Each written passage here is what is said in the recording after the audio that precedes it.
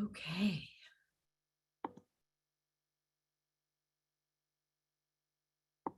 Here we go. All right.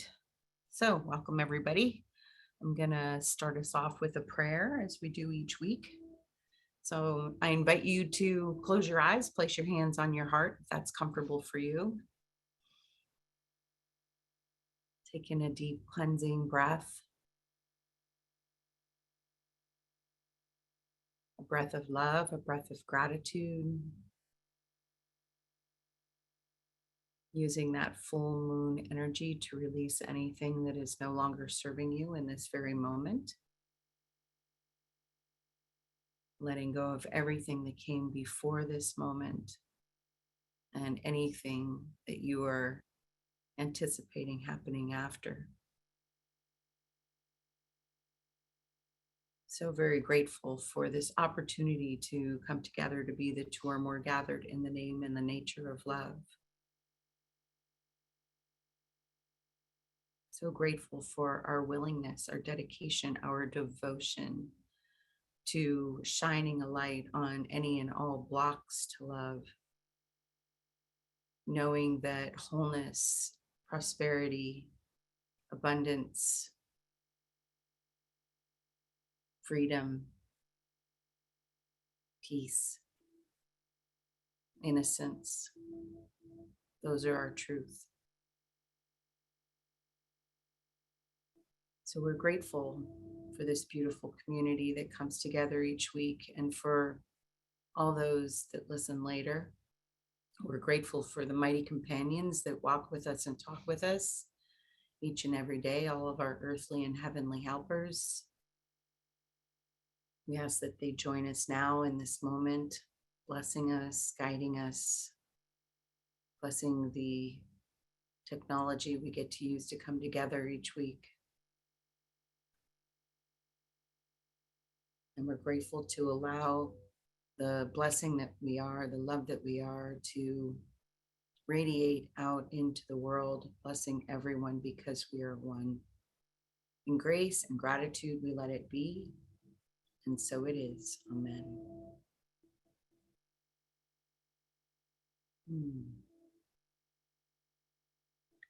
So good to be back with you this week. Thank you to everybody that showed up last week and those who may have assisted in facilitating last week. Yeah, I will talk about my experience with the flu last week, but I'll get us started with our reading. So we are in the Song of Prayer and A Course in Miracles, section 3, Praying for Others. And I'm going to start us a couple sentences in on paragraph 1. Praying for others, if rightly understood, becomes a means for lifting your projections of guilt from your brother and enabling you to recognize it is not he who is hurting you. The poisonous thought that he is your enemy, your evil counterpart, your nemesis, must be relinquished before you can be saved from guilt. For this, the means is prayer, of rising power and with ascending goals until it reaches even up to God. So I guess I'm going to talk about what happened last week right now, because I wasn't even realizing that that's what it was about. So I had this experience on Monday afternoon of feeling like I was getting the flu. Dizziness, nausea, chills, body aches, the whole thing. And I haven't been sick for, I can't tell you the last time I was sick. It's been years. So I kind of allowed myself to just relax into what was happening, went to bed early, got up on Tuesday morning and realized, yeah, this day is not going to happen. This day is not going to happen. I was supposed to have a support group that I was facilitating at 7 a.m., a yoga class that I was attending at 10, you guys here at noon, another class at 2, and then my somatic movement class at 5:30. And I had to cancel all of it. And by the end of the day, I'm like, okay, I'm still feeling pretty crappy. I'm still not eating. What is this about? Like, God, what is this about? And I didn't get an answer right away, but I went to bed. I slept like 10 hours. I woke up on Wednesday morning and I knew what it was about. It was about judgments that I was holding about the wedding, which is this Saturday, my son's wedding. And so I started writing a forgiveness letter about all of it. I didn't finish it until yesterday. And then I burned it by the glow of the full moon and let it all go. But I knew, I instinctively knew by Tuesday afternoon, Tuesday evening, that it was this seeming appearance of flu was not really the flu, that it was a healing that was happening. And so the healing was actually about my sadness for not getting to dance with my son at his wedding for a mother-son dance, because they're not doing that, which I completely understand, because my soon-to-be daughter-in-law, her relationship with her father is not, it's a little strained. So it would be challenging for her. And I'm totally cool with that. But there is that part of me, the back of my mind, that had this Disney fairy tale idea from the time that my son was born of getting to dance with him at his wedding, like had the song picked out, the whole thing. So there was attachment, even though I knew the moment that I found out that they weren't doing that, that was the right thing to do. I also had some anger, I guess I would call it anger, even if it was mild anger and resentment at my soon-to-be daughter-in-law's mom, because I had reached out to her. Savannah doesn't have a lot of girlfriends here in Erie because she's from a place a couple hours away. And so she doesn't really have a bridal party. And so I had contacted her mom and said, you know, should we get together and plan a bridal shower or a bachelorette party or anything for her? You know, I just really would like for her to have a really good bridal experience. And she never got back to me about it. And so I realized that I was judging her for that. You know, she's not my daughter, it's her daughter, it's their experience. But the really cool thing about that coming up for me was that it uncovered guilt that I did not even realize that I had about when my sister got married. My sister and her wife got married in 2012. And they didn't have a traditional wedding. It was, you know, it was newly legal for gays to be married. And they weren't having a bridal party either. Like, it was me and my sister-in-law's brother just got up and did like a reading at the ceremony. But I never even thought of like throwing them a shower or a bachelorette party. And there was hidden guilt that I didn't even realize I was carrying about that. And then the final piece of this flu experience was also remembering my mother and father saying how much they hated their wedding because they didn't get to plan any of it. They were like, my mother was like 18 years old when they got married, and my mother's sister, who was 12 years older than her, and her mom planned the whole thing. So they didn't get to choose any of the stuff that happened there. So that was another thing that I was able to add to this forgiveness letter I wrote around weddings. And what a perfect time for all of that to come out so that I could forgive it before the wedding this weekend. So,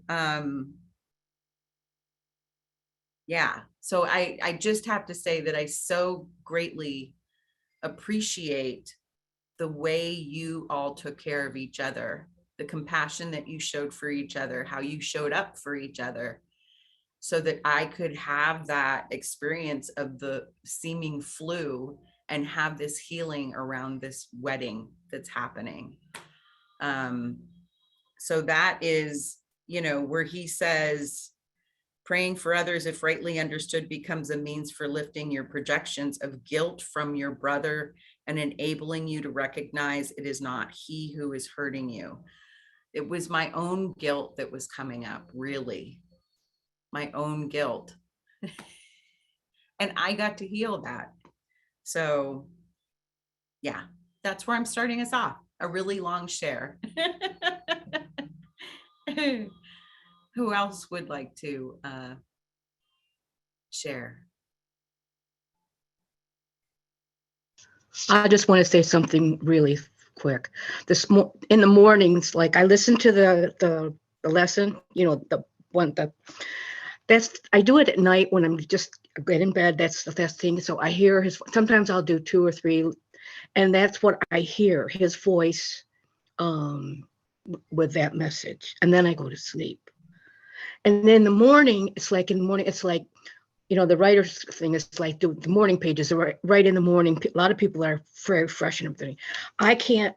It's like with this, I stay in bed. I take my pills, and then I have to wait for an hour. And it's like, but I do it mentally. That's what I do it mentally. And this morning, instead of write, I was saying, I'm writing. This is what I'm going to write when I get up later. I'll write it down. But this is the thoughts that I was going. And it was all about it was similar. It's like, this is my variation of the thing. Instead of focusing, I was thinking on, because the 4th of July was my brother's, and we still couldn't go to that. Maybe the Labor Day, hopefully I'll get to go. Anyway, and so I had a first thought of something of negative of something, so and so and so. All of a sudden, it switched to something that a thought I had the other day, which was, this is like the next part of that same thought, healing that thought. And I guess it goes in steps or stages or some levels.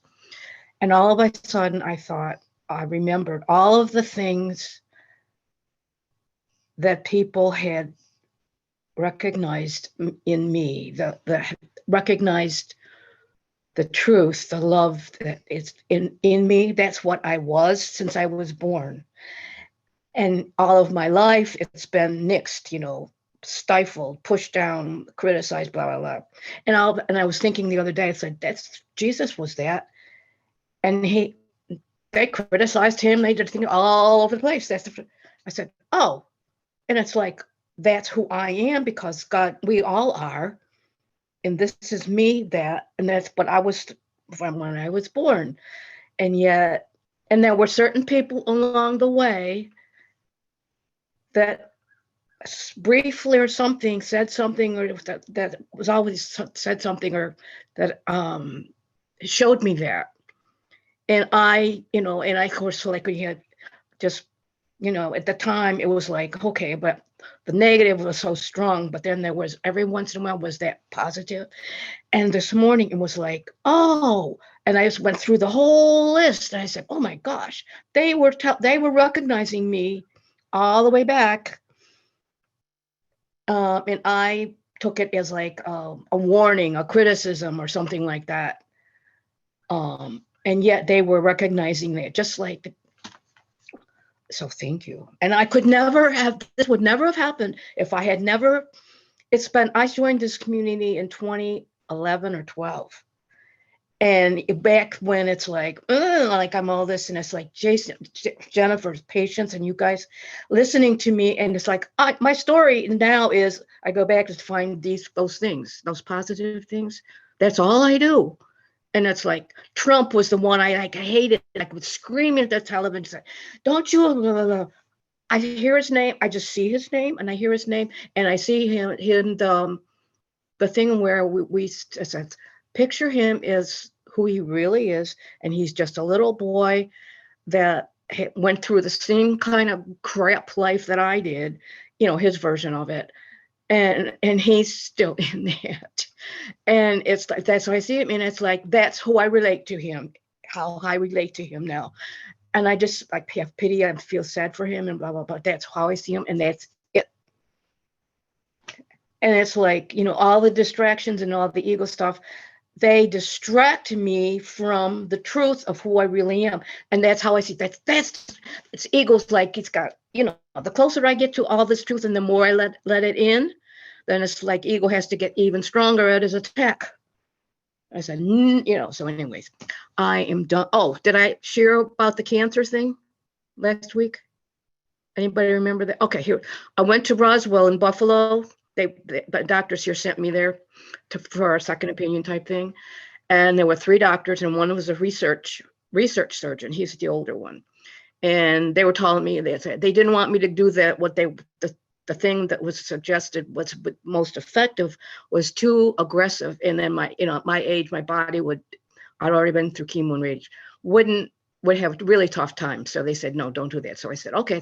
Then I said, well, you guys do know there's faith healing, right? Silence. So then when I get ready to leave, I start to stand up, and this doctor leans over and whispers in my ear, he said, I believe he believes that cancer is an immune disease. And I said, yeah, I think you're right. And I equated it to ego and the truth. Truth's getting in, ego's gonna, right? You know how the immune system, right? The enemy, I gotta protect. And I know he's right. So that's how. Anyway, I'm done. Thank you, Nancy Gale.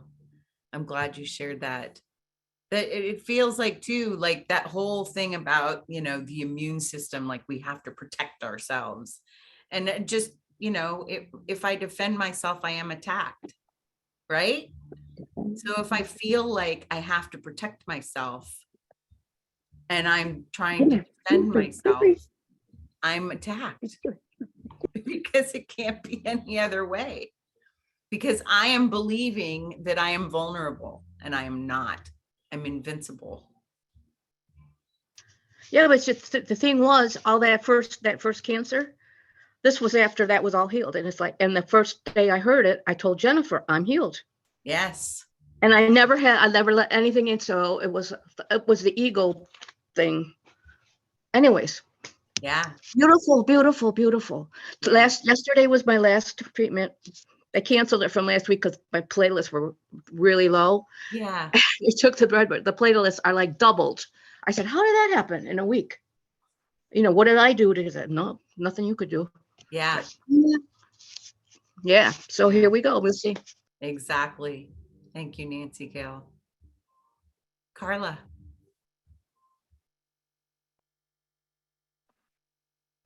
Hi, I was gone for the first few minutes because I was writing a poem, but what I was shown, bodies come and bodies go. As far as I know, never has a body lived forever. It just is a journey that we take momentarily to experience the learning, the opportunities, and to grow more fully into our true self. So I was told that what looks like disease, I mean, sure, address the truth, address the appearance, hold the truth. Don't do what you need to do. If you have cancer, you go to do whatever, you take care of yourself in the world way, but know that you are not the cancer. You are not the disease. That look, it seems like I have ataxia, whatever. It seems like it's lasting for years. It's getting worse. All that stuff the mind tells me. And so I know I was told that what it is something coming up for healing. That is all. And we, I guess, as the collective has believed that we need to do something to stop with the appearance. And what that's doing is stopping the healing. And so people die or whatever. I mean, the bodies come and go. I mean, bodies are going to go. But so the whole thing is praying for others is the thing. So I'll read, I think it's from paragraph 3, it's actually numbered. Can I see it? The 5th line. What I have asked for my brother is not what I would have. Thus I have made of him my enemy. But in truth, we don't choose for our brother. We look like we can get upset, or I mean, I do it plenty. I don't know how to express it here, but it's not that I know, I feel the truth. And the truth is, look at appearances that don't, it's very challenging not to go into judgment of what, that was mean, whatever that was, and that was what it was. You can respond how you respond. So this is the thing that I haven't been able to do, is to see the choice, sometimes in the appearance of my brother, and then the mind goes into a judgment about it. Tell him, and it's very hard to see it and not go into the judgment. I haven't been able to do that consistently yet.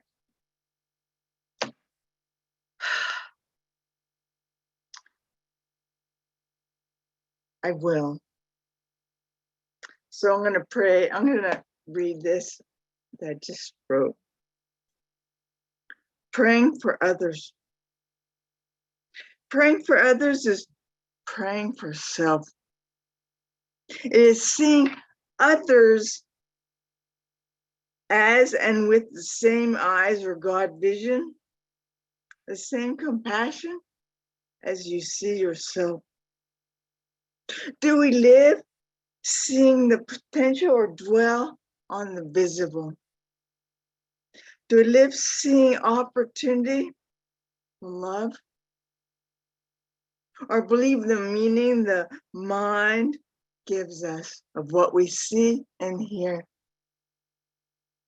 Do we live from our loving heart or react from the separated self?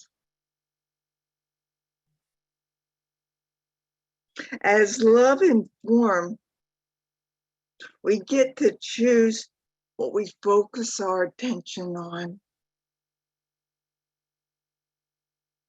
I believe praying for others is knowing and living the potential, the truth in ourselves and others.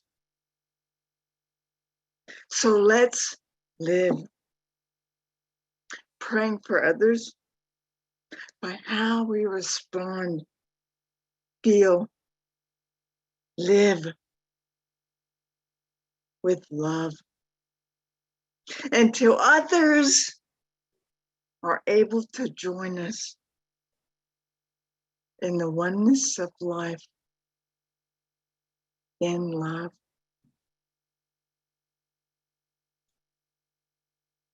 Thank you. Beautiful. Thank you, Carla.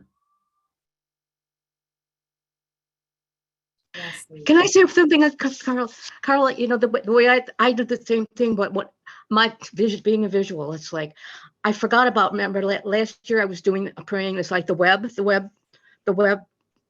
We're all on a web, but like the seeing the Son of God was like a web, and each point, connecting point on that web is a person, and then they're the hub of their little net. And then each person on there is like, so we're all connected. And so I see that, and it's like, so it's like that. And I forgot about that for these last few months. The other day, last week, I said, oh, go back to that, go back. So simple. So how I pray, that's how I pray. And knowing the truth, I just pray the truth. I pray the truth. This is love, praying the truth. You know, and that all, and since we're all connected, that all goes out to everybody. So I don't have to do anything except pray. Yeah. And that's, anyway, it keeps having to come back and remind me of that. So anyway, thanks, Carla. Remembering the oneness. Yeah.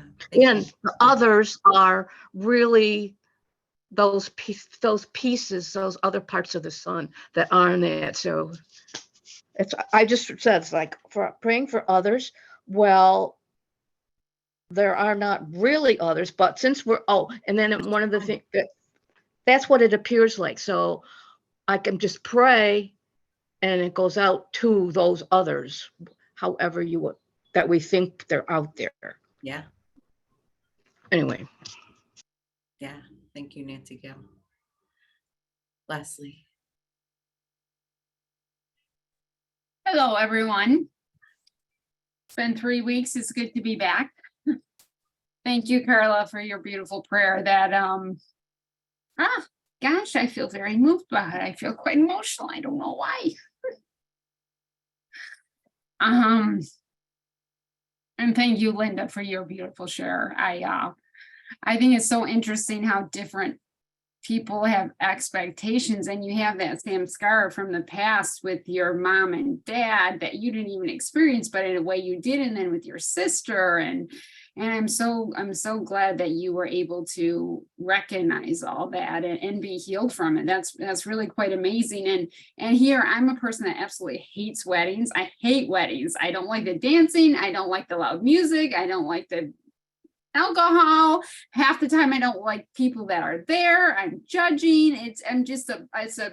Really, I should go to more of them because it's probably a great teacher for me, but I do not enjoy them. So for me, for my future, what is that? The mother-in-law, the Savannah's mom, I'd be like, oh, thank you, God, she didn't call me back. But that was not your experience. You know, it's just interesting. Okay, so back to praying for others. I found this a very challenging read. And I think, Carla, your poem just really helped me a lot. So I just think it's really hard to pray for others. It's like the deeper I get into Course in Miracles, it's like, because before it's just so different than the traditional Christianity, how we're taught to pray for others. And I know Robin, often she always liked to say, God, thy will be done. You know, you can pray for what you think you want or what you want for the other person, but always end it with thy will be done. God, I'm praying for the perfect and right outcome for everybody. And I'm getting almost to the point where I'm scared to pray for others, but it's like, I don't know what to say. And the part I think that triggered me on this last part was the whole enemy part, like paragraph 6. It's not easy to realize that prayers for things, for status, for human love, for external gifts of any kind are always made to set up jailers and to hide from guilt. These things are used for goals that substitute for God and therefore distort the purpose of prayer. The desire for them is the prayer. One need not ask explicitly. The goal of God is lost in the quest for lesser goals of any kind, and prayers become requests for enemies. The power of prayer can be quite clearly recognized even in this. No one who wants an enemy will fail to find one. That I get, I believe that. But just as surely will he lose the only true goal that is given him. Think of the cost and understand it well. And all other goals are the cost of God. And then parentheses, I had written love. And that was an old written of love. I don't remember writing that, but all other goals are at the cost of God, love. So I feel like I have no idea what that's telling me. What that whole paragraph, I'm like, Yeah. I feel like what it's telling us is we can, like what Robin was saying, we can make our prayers for what we think is the highest and best, as long as we have no attachment and expectations. And so when we are praying, no matter what we're saying in the prayer, our intent is to love them deeply and fully, and for them to feel that love, and for them to know that I am one with them. I am here for them. I am listening. I am open to give and receive. And so, like, if I would have last week prayed for the flu to go away, my request would have been, I want this flu to go away because I got a lot of stuff to do because of this wedding this week, right? But I wasn't going to pray for that. What I was going to pray for is, what am I to learn from this? What is this about? Because I knew it was not my normal, usual experience. So if everything is for my good, this also had to be for my good. What is it? What is the good that I am to receive from this? So if I would have prayed the other way for the flu to just go away so I could get my crap done, that would have been making an enemy of my own body. That would have been making an enemy of the opportunity to have a healing, to have a learning. okay. And I feel like, you know, this whole thing that began with me realizing that they weren't going to do the father, daughter, mother, son dance, and the hurt feelings, that's what spiraled and, you know, went out into all of the rest of it. Her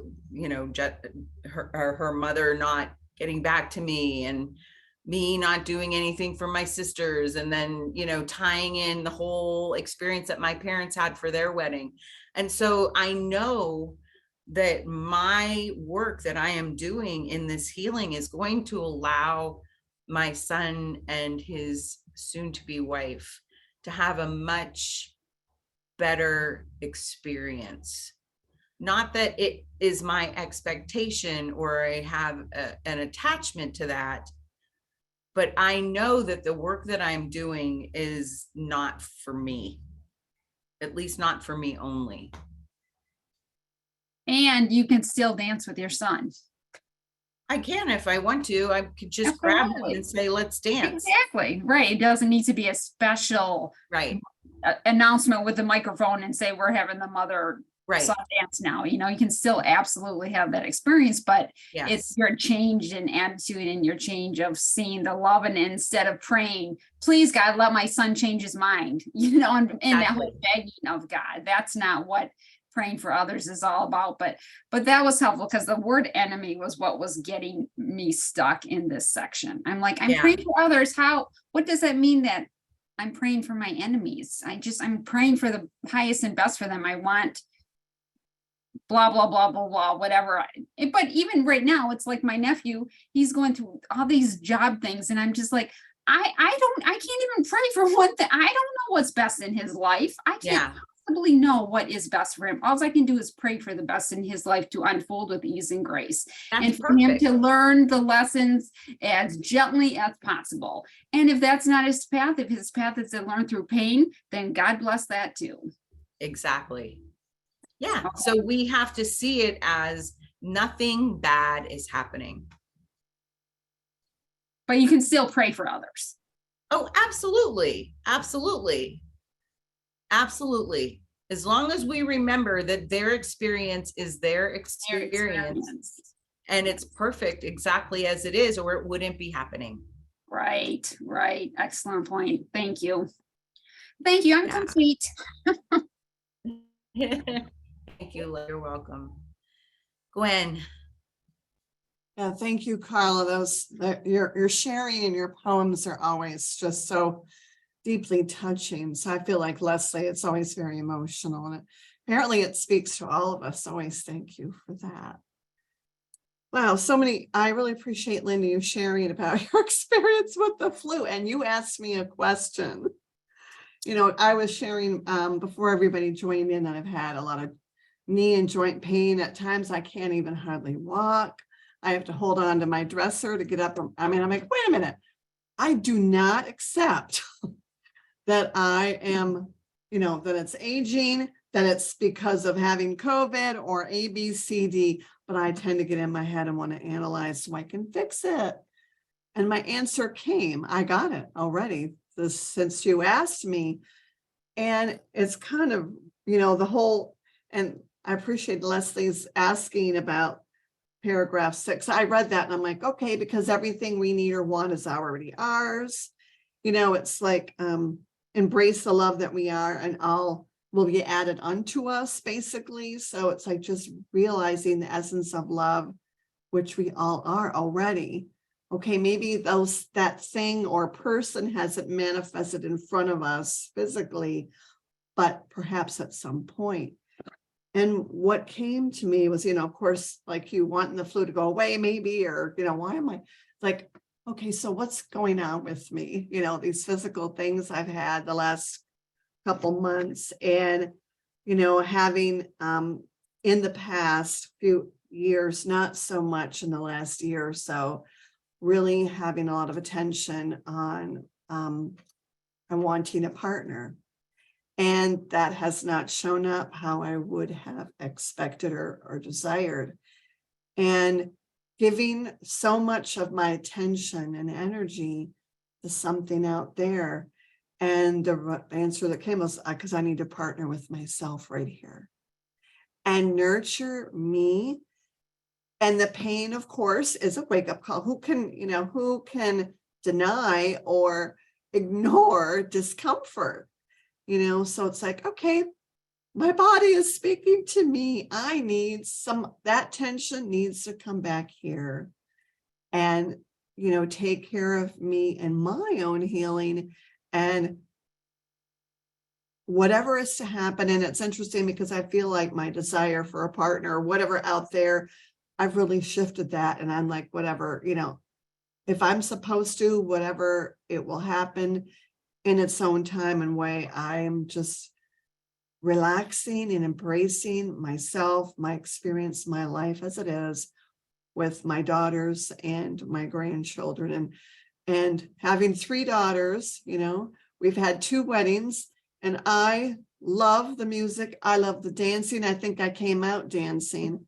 So I can relate though, Leslie, because at times it's like, I just don't need any noise. I need quiet. But this is just a really beautiful passage. And again, it's just so wonderful to come together and join in with all of you. And we each just help one another and give each other greater understanding in all of our situations. So thank you for that.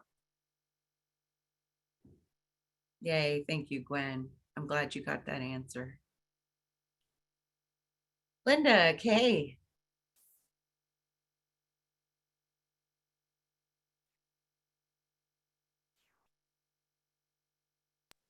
Can you hear me?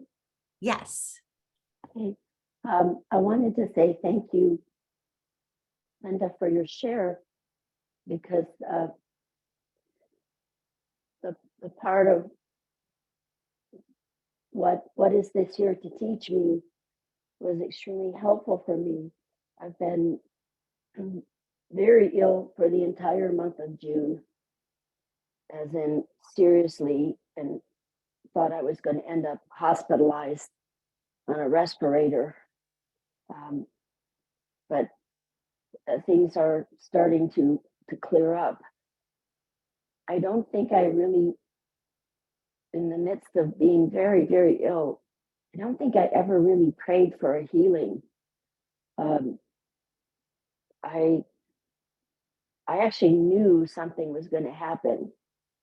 And I thought I was either going to have a mental illness episode, a full-on breakdown, or get very sick, because I had no self-care.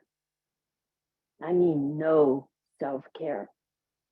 And I saw it, and I realized that's what was taking place. I was taking care of other people, including strangers who were staying in my home. And I realized this is all too much. I'm under severe pressure. I'm just very stressed. I wasn't getting a walk in order to try and alleviate some of that stress.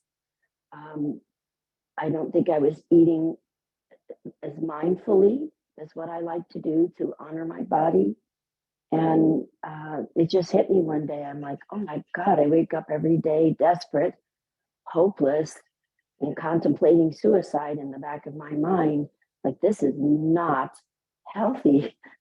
And I have zero self-care. So what do I expect? How do I expect to be well when I'm not taking any of the steps to be well? But I don't really think I prayed for healing. I think I probably prayed I didn't want to die. And this may sound odd. The person who's contemplating suicide in the back of her mind is suddenly saying, I don't want to die. I knew I really fundamentally in my heart did not want to die.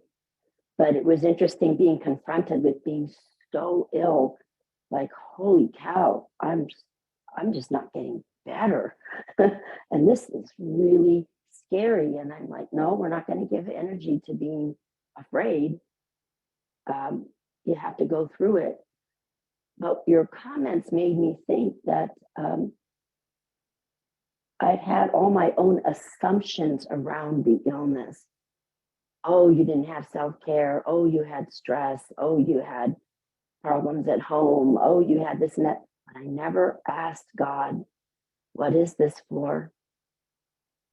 And other people have seen it as part of a transformation. Like, you're really sick because God's getting your attention because you are in some type of transformation.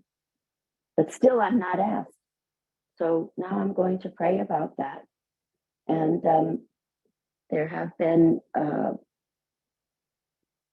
there's been a miracle or two miracles in that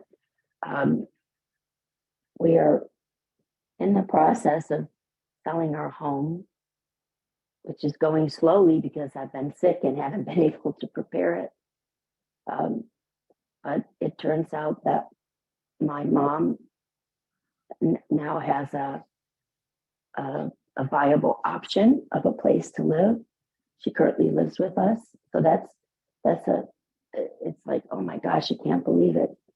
And my husband has an option of a place to live. So I'm not committed to anything. All I know is I need to take care of myself. And I don't know what that looks like at this point. But I have enormous mental, emotional relief that they have a potential opportunities that they are very excited about. Both would be happy for me to join them. what the thing I'm praying about is my own healing. That not while I've been sick, not this illness healing, but just the sorry, the greater picture of taking a break and taking time for myself and taking time to not be concerned with caring and taking care of other people, but actually learning how to take care of me. So thank you. Linda, I'm so glad. I'm so glad that you are receiving that message, that you are in that receptive mode to know that it's time for you to take care of yourself, and that your mom and your husband are taken care of so that you don't have to. So yeah, and you're missing huge chunks of the story, but oh yeah, the way each of their situations unfolded was with ease and grace and yes, practically effortless, like it came to them. And I said, wow, God, if I didn't believe in miracles before, and I did, you have shown me this abundance of miracles in each of their lives. So yes, if they're being cared for, I would be cared for too. And that I don't have to worry about, I can let go of this. It's been a burden for some time. And again, I'm like, there's big chunks of this story that add context, but it almost doesn't even matter. What matters are these miracles, and what matters are the insights that are coming, and also an abundance of support from my friends without any judgments about our home or my marriage or my mom. Nothing, just love and support, love and support, love and support. And I thought, oh my gosh, I have amazing friends. That part feels really good. yeah. Yeah, that's so beautiful. I'm so happy for you, Linda. And I'm just knowing that, you know, what just comes to my mind over and over again as you're speaking is that thing that Jennifer says, all boats rise on this holy tide of love. And you are open to receive that love right now. So all boats are rising because you are open to receive it. So I'm so glad for you. That's so beautiful. Thank you, Linda. I heard Jennifer say that, and I always thought that was a cool thing. And then I forget it. And then now you reminded me. So thank you. Yeah, Sorry, I have a lot of coughing okay. stuff. Anybody else like to? Yes, you're welcome. Anybody else like to share before we? Can she see, is she, just tell her, she can't see us, correct? Or can she? I can see you, Nancy Gale, and I can hear okay. you. So you see, okay. I just wanted to say that everything that you said, it was like this, it's like the transformation, and the people are talking, you are open. It's just like, and the other thing we just read a few days ago or whatever, that the Holy Spirit knows, he hears your prayers, and he also knows what you really need. And he will take you wherever you are, whatever you're feeling, thinking, whatever it is you're asking for. And he will answer he will give you what you really need, which is the insight, the people that are taking care of this thing so that you don't have to, that's lightening your burden or what you're thinking. And for all you have to do is be open your mind to see that, to recognize that. Someone asked me to pray for, they were selling their business years ago. And I said, at the time I said, okay, they wanted me to pray about it. It's when I was doing my chaplaincy thing. I said, okay, and here's how I'll pray. I turn it over to God. And of course, he already knows what it is, and that's it. And then your job is to look around and wait and see and notice. And when you notice, whatever you get the answer or whatever, you tell me, I want to know. Was like a week and a half later. Seriously, just, it's so simple. I can say this for other people who are, but when you're praying, you're the first one. It's like the whole thing. The water goes through, the thought goes through your mind. So you get the benefit first before it ever gets out there. And then, Holy Spirit just, I love it. Thank you for sharing this. And I'm so grateful that you're recognizing, that you recognize that. That's anyway, I'll be done. So love you, helpful. Linda. So helpful, Nancy, Gail, and Linda. You had said one other thing. You said, okay, so if you're having the flu, then you can't do the 2,000 other things on your list for the day. There it is. Okay, I have been so ill, I could not do anything. Now I'm starting to be able to do small things, but I'm used to doing everything and having to be slowed down and having to keep checking in on my energy level, which is something I never really do. It feels peculiar to me, but I keep reminding myself, I can just do the thing I can do. Maybe it's only 1 or 2 hours in the course of a day, and then all the rest of the time is taking care of myself, and I have to learn to be okay with that. Yes. And somehow by the 15th of July, when 2 more people are coming, 2 family members are coming to stay for 2 weeks, somehow this house will be cleaned sufficiently, and it'll be fine at whatever level it is. And it doesn't matter that it's not Architectural Digest showcase home, which is how our house normally has to look. And I just have to it's okay. I just have to get well and be well, and I can be present for other people. But everyone who shares, I'm looking at Mary Lee's face right now. All the people who share, and Gwen share, all these little bits and pieces really add up. You're just sharing what's on your mind or your heart, but these little bits get in there. They do make a difference. So everyone keep on sharing. And I know I rarely share, but I shared today. Thank you. Yeah, glad you did, my friend. Yeah, it's just like what was in the last section we read last week, the ladder of prayer. Everyone prays without ceasing.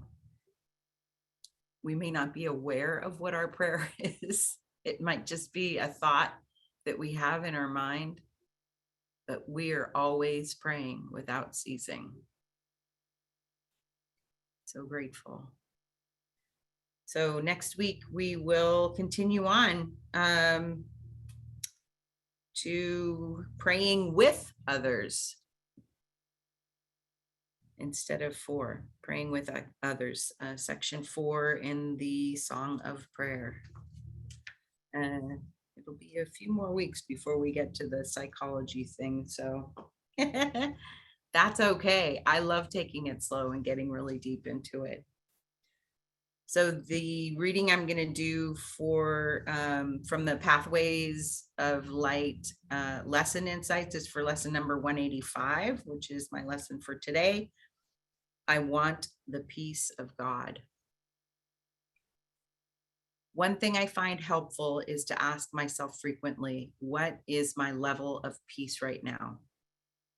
Just asking the question helps, because the question reminds me to take the time to open to peace more fully. Focusing on accepting peace brings me more peace. With peace comes a softening, a gentleness. The Course says peace and understanding come together and are never found alone. If ever I want understanding about a situation or a circumstance, the way to get it is to first choose peace. When I consciously choose peace, my priorities seem to change. My perspective changes. I am reminded there is only eternal oneness, and the rest is dreams. What doesn't matter gently recedes and then disappears from my mind. Peace is the pathway of heaven. It opens my communication channels with the Holy Spirit and brings clarity to my mind. What I really need to remember from the Holy Spirit's perspective, I will remember. Today, I will practice accepting the peace of God. It is my one goal. This lesson is leading us to a unified priority, a singleness of mind. In an earlier lesson, we are told to examine our goals and points out that we will find, if we look deeply, we have goals that conflict with each other. This is why the ego thought system requires compromise. Within the thought system of separation, it is impossible to have a single goal that is wholly shared with another. As I examine the things I think will bring me happiness and comfort, I see I have many levels of goals. I have goals of following Holy Spirit's lead and serving as his messenger, but I have to admit other goals can take over my attention. These goals are associated with forms of this world. I want certain things to happen or certain conditions to exist. The fulfillment of these goals is measured by what bodies do or what forms are present in the circumstance. These forms are nothing in themselves, but if I think the form in which they appear in my experience is what will make me happy, then I lose my focus on following Holy Spirit's lead. Form takes precedence over content, but form does not bring lasting peace because form is unstable and is always changing. The peace of God is eternal and changeless. To wholly want the peace of God, I must let go of needing any particular form to appear in my life. With the peace of God as my top priority, the forms needed in the moment to serve Holy Spirit's plan will be there. When they are no longer needed, they will go. There is no need to be bogged down with things that no longer serve. The path of peace is a light, unburdened path to light. The lesson says, if I want the peace of God, I will have it, which means if I don't have it, I don't really want it. This just astounds me. How could I not want the peace of God? I did as suggested in the lesson and thought of those things I want instead. I've tried to do this before, but without a lot of success. Thinking in terms of what comforts me made it easier. I was surprised at what came up. I was glad for the reminder not to look at some of them as shameful, because that was my first reaction. For instance, I discovered a desire to be admired and respected by others. I would let my mind wander to other goals and would find to my embarrassment I was focused once again on some form of personal success, which brings me recognition from others. There were other goals as well, other sources of comfort. But what I found myself wondering was why they are so hard to give up. When I offered them to Holy Spirit and asked for God's peace in return, I felt a lack of conviction. I didn't really want this, not entirely. And of course, wanting it entirely is how you get it. I let my mind wander over this terrain for a while. And I think the primary feeling I had was fear. What if I give these things to Holy Spirit? What will this feel like? Will the peace of God bring me the same high that success does? Of course, there won't be those long stretches of feeling incomplete and unfulfilled when I'm not flushed with success. And there won't be the uncertainty of not knowing what constitutes success at any given moment. But what would it feel like not to live on this roller coaster ride, high one day, low another? I had no idea I felt like this until I did this meditation.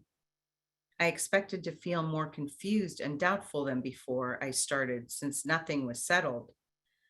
But when I examined my feelings, I found that I felt good about the meditation.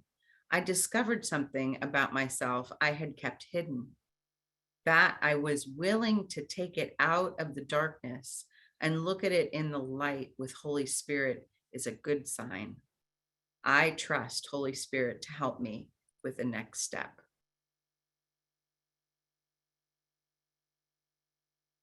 Thank you, everybody. Have a beautiful 4th of July. Those of you that are celebrating in the US. And have a wonderful week, everyone else. I love you Lin- all.